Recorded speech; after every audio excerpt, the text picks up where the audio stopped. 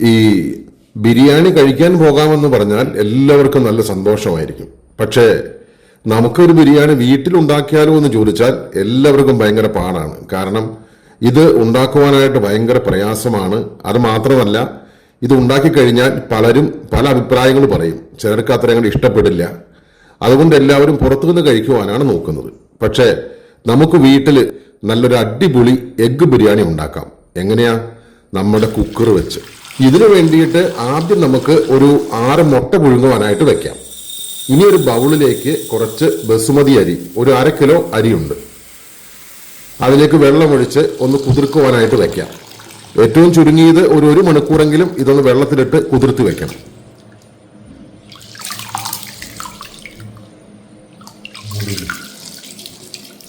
ഇനി നമുക്ക് ഒരു കുക്കർ എടുത്ത് അടപ്പത്തേക്ക് വെച്ച് അതിലേക്ക് കുറച്ച് വെളിച്ചെണ്ണയും കുറച്ച് നെയ്യും ചേർക്കാം. ഇനി അതിലിട്ട് നമ്മുടെ സാധാരണ അണ്ടിപ്പരിപ്പും നമ്മുടെ കിസ്മിസും ഒന്ന് വറുത്ത് കോരിയെടുത്ത് മാറ്റി വയ്ക്കാം.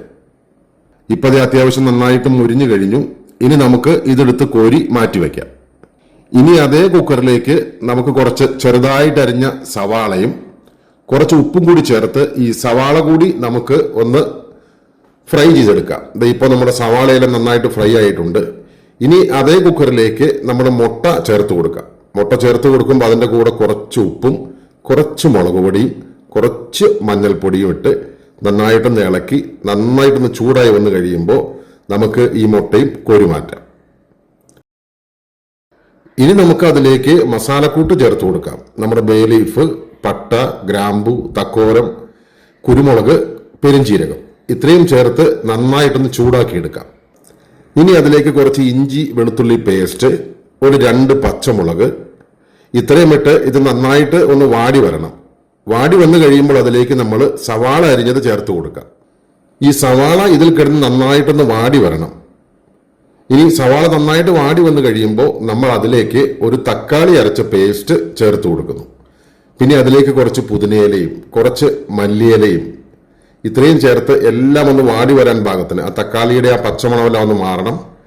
നന്നായിട്ടൊന്ന് വാടി വരാൻ പാകത്തിന് ഒന്ന് ഇളക്കി ഇനി നമ്മൾ തീ കുറച്ച് വെച്ചിട്ട് അതിലേക്ക് മല്ലിപ്പൊടി, മഞ്ഞൾപ്പൊടി, മുളക് പൊടി, ഗരം മസാല, പെരുംജീരകത്തിന്റെ പൊടി ഇത്രയും ചേർത്ത് ആ പൊടിയുടെയും പച്ചമണമെല്ലാം ഒന്ന് മാറാൻ പാകത്തിന് നന്നായിട്ട് ഒന്ന് ഇളക്കി കൊടുക്കാം. ഇനി നമുക്കതിലേക്ക് പാകത്തിന് ഉപ്പ് ചേർത്ത് കൊടുക്കാം.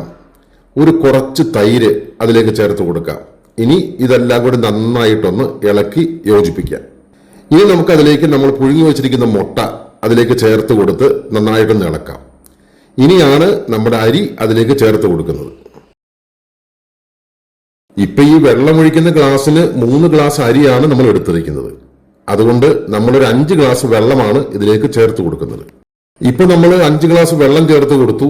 ഇനി അതിലേക്ക് നമ്മളൊരു ചെറുനാരങ്ങ കൂടി പിഴിഞ്ഞ് ചേർത്ത് നന്നായിട്ടൊന്ന് ഇളക്കി കുറച്ച് മല്ലിയില വേണമെങ്കിൽ അതിന് മുകളിലേക്കൊക്കെ ഒന്ന് ഇട്ട് നമുക്ക് അടച്ചു വെച്ച് ഒന്ന് വേവിക്കുവാനായിട്ട് വെക്കാം. ഒരൊറ്റ വിസിൽ വന്നാൽ മതി കേട്ടോ. ഒറ്റ വിസിൽ വന്നു. കുക്കറിന് ചൂടെല്ലാം മാറി കഴിയുമ്പോൾ നമ്മൾ തുറന്നു നോക്കുമ്പോൾ നമ്മുടെ എഗ്ഗ് ബിരിയാണി റെഡി ആയിട്ടുണ്ട്.